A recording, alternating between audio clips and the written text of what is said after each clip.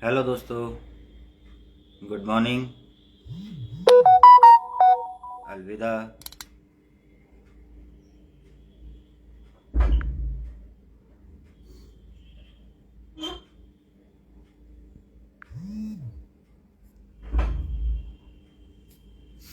Hello. आज हम आपके सामने फेसबुक की पे हमारे इन्फो हॉस्पिटल पेज की तरफ से कनेक्ट हो रहे हैं लाइव, और उम्मीद है कि आप सभी लोग ज़्यादा से ज़्यादा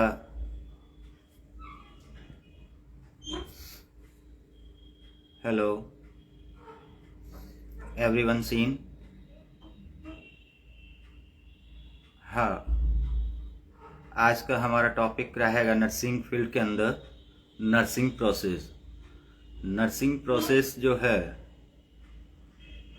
ऑल ऑफ नर्सिंग स्टूडेंट्स के लिए है, जो चाहे प्राइवेट हॉस्पिटल हो, चाहे गवर्नमेंट हॉस्पिटल हो, या फिर सरकारी या गैर सरकारी हॉस्पिटल हो, या इंटरनेशनल हॉस्पिटल हो। वहाँ पर एक प्रॉपर गाइडलाइन पे जब काम करते हैं हम, तो हम पेशेंट केयर देने में सेटिस्फैक्ट्री फील करते हैं। तो आज का टॉपिक मैं उसी बेस पे लेके आया हूँ कि हम लोग जब अपना बीएससी नर्सिंग कर रहे हैं, या जीएनएम का कोर्स कर रहे हैं, या फिर एएनएम का कोर्स कर रहे हैं, तो हम लोगों को वहाँ पे एक टॉपिक जो है नर्सिंग प्रोसेस के नाम से एक टॉपिक होता है, जो जनरली सभी क्लासेस के अंदर पढ़ाया जाता है। तो वो टॉपिक जो है हमारे आफ्टर डिग्री और आफ्टर डिप्लोमा के बाद जब हम क्लिनिकली लाइन में आते हैं, तब वो हमारे लिए बहुत यूज़फुल होता है। तो पहले ही हम उस पर बात करना चाह रहे हैं कि ये टॉपिक जो है हमारा, ये इसको हम कितनी तरीके से सीख सकते हैं, या किस तरह से हम इसको फॉलो कर सकते हैं, ये सारी चीज़ें हम आपको इस वीडियो में बताएंगे। तो सबसे पहले अगर हम नर्सिंग प्रोसेस की बारे में बात करें, तो नर्सिंग प्रोसेस है क्या? तो नर्सिंग प्रोसेस एक ऐसा है प्रक्रिया है, जब पेशेंट हमारे पास आता है, मरीज जब हॉस्पिटल में एंटर होता है, तो वो जिस कंडीशन में, यानी एंटर होने के बाद जब वो हमारे हवाले हो जाता है, हम हवाले का मतलब हमारे अधीन हो जाता है, यानी कि हम उस पर अगर कुछ केयर करेंगे उसकी, या उसका कुछ कार्य करते हैं, तो पेशेंट अपनी हेल्थ के अंदर सुधार पाएगा। तो इसी तरह से जो है वो एक प्रोसेस यूज होता है। जैसे कि पेशेंट हॉस्पिटल के अंदर आता है, तो सबसे पहले रिसेप्शनिस्ट के पास जाता है, अपना ओपीडी का पर्ची कटाता है, ठीक है, ओपीडी स्लिप कटवाता है। उसके बाद जो है अकॉर्डिंग टू जो अपनी हेल्थ प्रॉब्लम है उसके अकॉर्डिंग डॉक्टर की ओपीडी के अंदर जाता है, और वहां से फिर वो डॉक्टर जो है उसको प्रॉपर असेसमेंट करते हैं, प्रॉपर उससे प्रॉब्लम के बारे में पूछते हैं, प्रॉपरली जो है उसके बारे में कंप्लेंट्स के बारे में पूछते हैं। देन आफ्टर जो है वो डॉक्टर्स अपने आईक्यू लेवल के अकॉर्डिंग और पेशेंट प्रेफर के अकॉर्डिंग जो है वो उनको इन्वेस्टिगेशन हो गया, या मेडिसिन हो गया, या फिर आईपीडी हो गया, तो वो सारे चीज उसमें मेजर करते हैं। तो एक हम नर्सिंग स्टूडेंट्स होने के नाते जो है हम लोगों के अंदर एक टॉपिक है नर्सिंग प्रोसेस का। वो नर्सिंग प्रोसेस क्या है कि हम जब पे किसी भी प्रोसेस नर्सिंग के फील्ड के अंदर किया जाने वाला हर एक काम, यानी कि पेशेंट के हित में किया जाने वाला या पेशेंट पे किया जाने वाला कोई भी वर्क जो है वो क्या होना चाहिए, एक सिस्टमैटिक सीक्वेंस के रूप में होना चाहिए। ठीक है, तो सिस्टमैटिक सीक्वेंस के रूप में हम कैसे होगा, तो उसके लिए हमारे नर्सिंग के अंदर कुछ आप लोगों को कुछ बातें बताई गई थी। नर्सिंग प्रोसेस के अंदर क्या क्या एलिमेंट्स होते हैं, क्या क्या कंपोनेंट्स होते हैं, वो सारी चीजें हमें इसमें पढ़ने को मिली थी। तो वही हम वापस आप लोगों को एक बार रिवाइज करवा रहे हैं, जिससे आप लोग अपनी क्लिनिकल प्रैक्टिस के अंदर, अपनी मेडिकल कॉलेज प्रैक्टिस के अंदर, या फिर किसी प्राइवेट हॉस्पिटल के अंदर, या किसी अपने ही सरकारी संस्थान के अंदर आप उसको फॉलो करके पेशेंट केयर के लिए अच्छे से अच्छे काम कर सकें। तो सबसे पहला नर्सिंग प्रोसेस जो है एक नर्स के द्वारा किया जाने वाला systematic sequentially step by step activity है, जिसमें पेशेंट केयर को सेंट्रलाइज रखा जाता है। यानी कि अब नर्सिंग प्रोसेस की क्या क्या विशेषता होती है। सबसे पहले जो है नर्सिंग प्रोसेस की जो विशेषता क्या होगी, पेशेंट सेंटर, यानी कि हमें नर्सिंग प्रक्रिया जो स्टार्ट करनी है वो किसके बेस पे करनी है, पेशेंट की सेंटर रखकर। सेकंड जो हमारी विशेषता क्या हो जाती है कि पेशेंट प्रॉब्लम डायरेक्टेड, यानी कि सबसे पहले हमें क्या करना है, पेशेंट की प्रॉब्लम को डायरेक्ट करना है। तो और तीसरा क्या हो जाएगा, गोल डायरेक्टर, यानी कि नेक्स्ट क्या विशेषता इसकी कि हम जो भी प्रोसेस करेंगे, जो भी हम प्रक्रिया करेंगे, उसकी एक्टिविटी को करेंगे, वो हमारे लिए क्या होगा, एक गोल निर्धारित करेगा। जैसे कि मान लो कोई एक पेशेंट हमारे पास जो है फीवर का पेशेंट जब आता है तो हम उसको सबसे पहले क्या प्लानिंग करते हैं उसके लिए कि भाई पेशेंट को कंफर्टेबल पोजीशन देंगे। देन आफ्टर जो है पेशेंट को बॉडी टेम्परेचर मेजरमेंट करेंगे। देन जो है पेशेंट का हम जो भी हमें कोल्ड स्पंजिंग करना है according to doctor order apply करते हैं, या फिर अकॉर्डिंग टू डॉक्टर ऑर्डर कोई मेडिसिन अप्लाई करना है जैसे कि पीसीएम देना है या आईवी इन्फ्यूजन देना है, एंटीबायोटिक्स प्रोवाइड करना है। तो वो सारी चीज़ें हम जो है पेशेंट को प्रोवाइड करते हैं। ठीक है, नेक्स्ट क्या हो जाएगा, नेक्स्ट क्या रहेगा कि जब पेशेंट हमारे पास जब आता है तो हम एक स्टेप्स फॉलो करते हैं। तो स्टेप्स क्या क्या हैं नर्सिंग प्रोसेस के। सबसे पहला जो स्टेप्स है वो क्या है, असेसमेंट। सबसे पहला क्या होगा, असेसमेंट होगा। देन सेकंड जो स्टेप्स होगा वो हमारा होगा डायग्नोसिस। सेकंड स्टेप क्या होगा, डायग्नोसिस। देन थर्ड स्टेप क्या होगा हमारा, प्लानिंग। ठीक है, हम थर्ड स्टेप को हम गोल भी बोल सकते हैं, गोल भी कर सकते हैं, या फिर प्लानिंग कर सकते हैं, या फिर फोर्थ उसको गोल रख सकते हैं। ठीक है, देन जो है फोर्थ हमारा जो हो जाएगा गोल, और 5 जो हो जाएगा हमारा इम्प्लीमेंटेशन, और नेक्स्ट जो होगा हमारा इवोल्यूशन होगा। तो इस तरह से हमारा एक नर्सिंग प्रोसेस के स्टेटमेंट है, कंपोनेंट्स हैं, एलिमेंट्स बोल सकते हैं जिनको। सबसे पहला असेसमेंट, दूसरा डायग्नोसिस, तीसरा प्लानिंग, चौथा गोल, पांचवा क्या हो जाएगा, इम्प्लीमेंटेशन, और नेक्स्ट जो है हमारा हो जाएगा इवोल्यूशन। यानी अब हम बात करते हैं किसी एक पेशेंट की बीमारी को लेकर या पेशेंट की डिजीज़ को लेकर बात करते हैं कि सबसे पहले हमारे पास पेशेंट आया, कॉमन कोल्ड का पेशेंट आया, या फिर रेस्पिरेटरी डिसऑर्डर का पेशेंट हमारे पास आता है। तो पेशेंट सबसे पहले हम क्या करते हैं, उसका असेसमेंट करते हैं। अब बात आती है असेसमेंट की। तो असेसमेंट के अंदर कुछ हम टिप्स का फॉलो करते हैं, यानी कि कुछ चीज़ें हम पेशेंट से पूछते हैं, कंप्लेन उसके बारे में, कुछ चीज़ें हम पेशेंट के अटेंडर से पूछते हैं, और कुछ चीज़ें जो है पेशेंट की जो प्रीवियस कोई हेल्थ रिपोर्ट होती है उसके माध्यम से हम पता लगाते हैं। तो असेसमेंट को हम पता करने के लिए सबसे भी सिंपल भाषा में अगर असेसमेंट को कहा जाता है तो ऑब्जर्वेशन एंड इंटरव्यू। ठीक है, अगर असेसमेंट को हम किस भाषा में कहेंगे, असेसमेंट क्या हो जाएगा हमारा, ऑब्जर्वेशन और इंटरव्यू। तो अब बात आती है ऑब्जर्वेशन की। तो ऑब्जर्वेशन क्या होगा कि हमें पेशेंट को ऑब्जर्व करना। तो पेशेंट को ऑब्जर्व हम किस तरीके से कर सकते हैं, पेशेंट को ऑब्जर्वेशन हम करेंगे सबसे पहला फिजिकल एग्जामिनेशन से। ठीक है ना।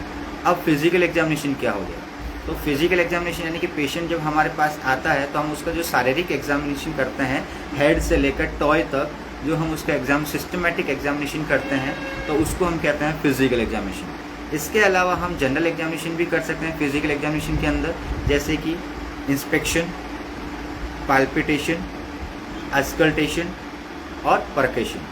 तो इसके माध्यम से, यानी इंस्पेक्शन मतलब हम देख के कर सकते हैं, पेशेंट की बॉडी को देख के कर सकते हैं कि उसके अंदर किसी प्रकार का कोई रेडनेस तो नहीं है, किसी प्रकार का कोई इन्फ्लामेशन तो नहीं है, किसी प्रकार का कोई स्वेलिंग तो नहीं है, या किसी प्रकार का कोई वुंड तो नहीं है, या किसी प्रकार का कोई बोन फ्रैक्चर तो नहीं है। तो वो एक कंप्लेंट जो है हम लोग क्या कर सकते हैं इंस्पेक्शन के माध्यम से, यानी कि इंस्पेक्ट का मतलब क्या हो गया, आई टू आई फिजिक्स को, ऑब्जेक्ट को देखना। तो हम ऑब्जेक्ट को इंस्पेक्शन करके हम पता लगा सकते हैं कि पेशेंट को क्या क्या कंप्लेंट्स हैं। नेक्स्ट क्या आ जाएगा आपका अस्कल्टेशन। तो अस्कल्टेशन के माध्यम से हम क्या करेंगे, हम एक इसका अस्कल्टेशन के अंदर एक इक्विपमेंट का यूज करते हैं, और वो इक्विपमेंट का नाम क्या है, स्टेथोस्कोप। क्या नाम होगा, स्टेथोस्कोप। तो उसके माध्यम से हम क्या करेंगे, पेशेंट का हार्ट रेट हो गया, या फिर हॉलो फ्लूइड जो हो गया, इन्फेक्शन हो गया, तो उसके फ्लूइड को हम क्या करेंगे, अस्कल्टेट यानी कि सुनेंगे, लर्निंग उसको हियरिंग करेंगे। ठीक है। नेक्स्ट क्या हो जाएगा, पाल्पिटेशन। तो पाल्पिटेशन के अंदर क्या करेंगे, पेशेंट का जो पाल्पेट करके, यानी पेशेंट के जहाँ बॉडी के जो अंदर होलो ऑर्गन जो है, उस होलो ऑर्गन के ऊपर जो हम पाल्पिटेट करके हम पता लगाएंगे, या फिर पाल्पिटेट करके पता लगाएंगे उसके अंदर क्या क्या इन्फ्लामेशन है। ठीक है।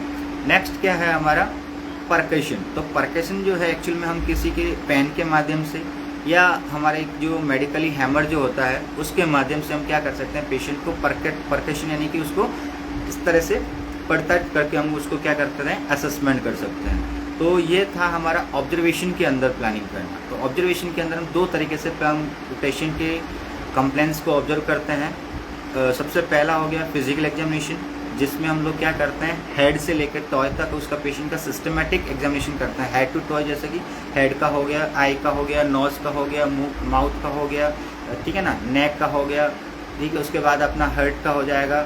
उसके बाद जो है अलग अलग जो बॉडी सिस्टम्स है उसके अकॉर्डिंग हम क्या करते हैं, पेशेंट का फिजिकल एग्जामिनेशन करते हैं। उसके बाद नेक्स्ट हमारा था जनरल एग्जामिनेशन, जिसमें हमने कुछ एक्टिविटीज़ बताई थी, जैसे कि इंस्पेक्शन हो गया, अस्कल्टेशन हो गया, परकशन हो गया, पाल्पिटेशन हो गया। तो ये सारी जो एक्टिविटी करके हम क्या करते हैं, पेशेंट को ऑब्जर्व करते हैं। अब बात आती है नेक्स्ट असेसमेंट का टॉपिक जो है, असेसमेंट के अंदर जो नेक्स्ट टाइप है वो है इंटरव्यू। तो इंटरव्यू के अंदर हम क्या करते हैं, जनरली आप लोग सभी लोग प्राइवेट हॉस्पिटल में जब जाते हैं अपने नर्सिंग स्टाफ की वैकेंसी के लिए जाते हैं या कहीं पे भी हम जॉब करने जाते हैं, तो एक वर्ड आता है कि तुम्हारा इंटरव्यू शेड्यूल किया गया है।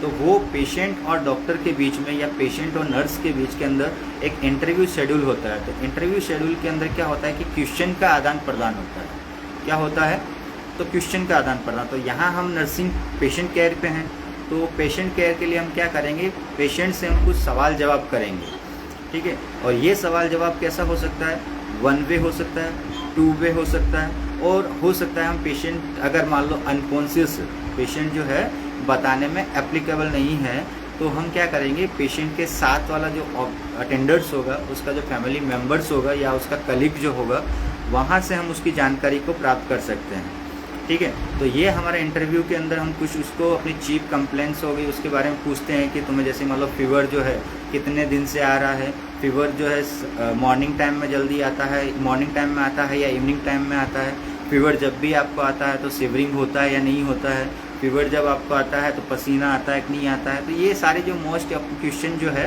वो हम पूछते हैं। तो इस जो क्वेश्चनिंग आंसरिंग होता है, तो जब हमारा जो पूछने वाला क्वेश्चन उसको हम क्या कहते हैं, ऑब्जेक्टिव डाटा कहते हैं। ऑब्जेक्टिव डाटा का मतलब क्या हो गया, पेशेंट के द्वारा कलेक्ट किया गया डाटा, ठीक है। और सब्जेक्टिव डाटा के अंदर क्या हो जाएगा कि नर्स के द्वारा जो है, सॉरी, सब्जेक्टिव के अंदर क्या आ जाएगा आपका, पेशेंट का जो है पेशेंट से कलेक्ट किया गया डाटा, और ऑब्जेक्टिव के अंदर क्या आ जाएगा, नर्स के द्वारा ऑब्जर्व किया गया डाटा। तो ये सब्जेक्टिव डाटा और ऑब्जेक्टिव डाटा हम असेसमेंट के अंदर इंक्लूड करते हैं। तो आई होप आप लोगों को ये असेसमेंट की प्रक्रिया समझ में आई होगी कि असेसमेंट किस तरह से करते हैं। सबसे पहला असेसमेंट के अंदर हम क्या करते हैं, ऑब्जर्वेशन और इंटरव्यू टेक्निक यूज करते हैं। इसमें हम 2 प्रकार के कैंडिडेट फैक्टर यूज करते हैं, एक सब्जेक्टिव डाटा का और ऑब्जेक्टिव डाटा के अंदर। सब्जेक्टिव डाटा के अंदर हम पेशेंट सेंटर रखते हैं और ऑब्जेक्टिव डाटा के अंदर नर्स सेंटराइज रखते हैं, ठीक है। तो इसके अंदर हम लोग ऑब्जर्वेशन करते हैं, ऑब्जर्वेशन और इंटरव्यू करते हैं। तो ऑब्जर्वेशन के अंदर हम फिजिकल एग्जामिनेशन करते हैं और इंटरव्यू के अंदर हम जो है पेशेंट के अंदर डाटा कलेक्शन करते हैं वर्बली करके, या उसका फैमिली मेम्बर से हम पूछ सकते हैं। सेकंड हमारा आता है टॉपिक जो है नर्सिंग प्रोसेस का, वो एलिमेंट्स आता है हमारा डायग्नोसिस। तो डायग्नोसिस के अंदर क्या करते हैं, यानी कि जो भी हमने असेसमेंट के दौरान पेशेंट का जो डाटा कलेक्शन किया है, उस डाटा पे हम प्रोग्नोसिस डायग्नोसिस तैयार करते हैं। प्रोग्नोसिस डायग्नोसिस यानी कि पेशेंट अगर हमें बताता है कि मुझे कल रात से जो है सांस लेने में तकलीफ हो रही है, रेस्पिरेशन करने में प्रॉब्लम आ रही है, तो हम एक डायग्नोसिस बनाएंगे, patient shortness of breathing related to suffocation of environment, ठीक है। यानी कि वो किससे रिलेटेड हुआ, यानी कि अगर हो सकता है नाइट के अंदर उसको सफोकेशन हुआ है जिसके कारण से उसका रेस्पिरेटरी डिस्ट्रेस होने की, एसओबी होने का उसको चांस, शॉर्टनेस ऑफ ब्रीथिंग होने का चांस हो गया है। तो ये हम डायग्नोसिस करेंगे। तो डायग्नोसिस किसके आधार पर होगा, हमारा सब्जेक्टिव डाटा और ऑब्जेक्टिव डाटा के आधार पर हम उसको पेशेंट के अंदर डायग्नोसिस करेंगे, ठीक है।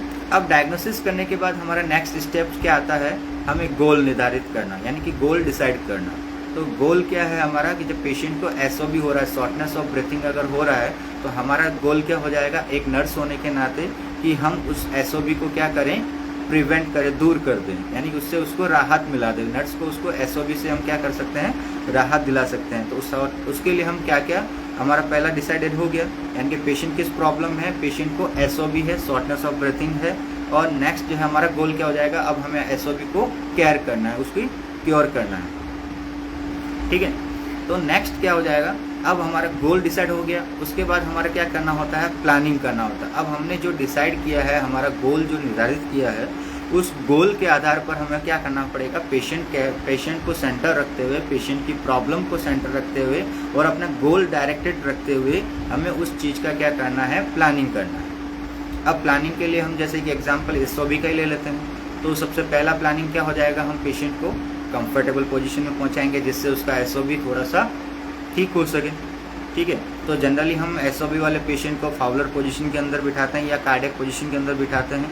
ठीक है, नेक्स्ट क्या हो जाएगा कि पेशेंट अगर SOB में रेस्पिरेटरी ऑब्स्ट्रक्शन हो रहा है तो हम सबसे पहले उसका क्या करेंगे, एयरवे चेक करेंगे कि उसको सफोकेशन जो है किस कारण से हो रहा था। अगर किसी प्रकार का एयरवे ऑब्स्ट्रक्शन है तो उसको प्रिवेंट करेंगे। Then after according to doctor order जो भी मेडिसिन प्रिस्क्रिप्शन होगा या उसका रिलेटेड जो सिम्टोमेटिक ट्रीटमेंट होगा वो हम उसकी प्लानिंग करेंगे। अब प्लानिंग करने के बाद क्या हो जाएगा कि हमें वो प्लानिंग जो हमने पेशेंट की गोल को डायरेक्टेड रखते हुए, पेशेंट की प्रॉब्लम को सेंटर रखते हुए हमने जो प्लानिंग की है, उस प्लानिंग को हमें पेशेंट पे क्या करना है, इम्प्लीमेंट कर देना है, यानी कि उस पर लागू कर देना है।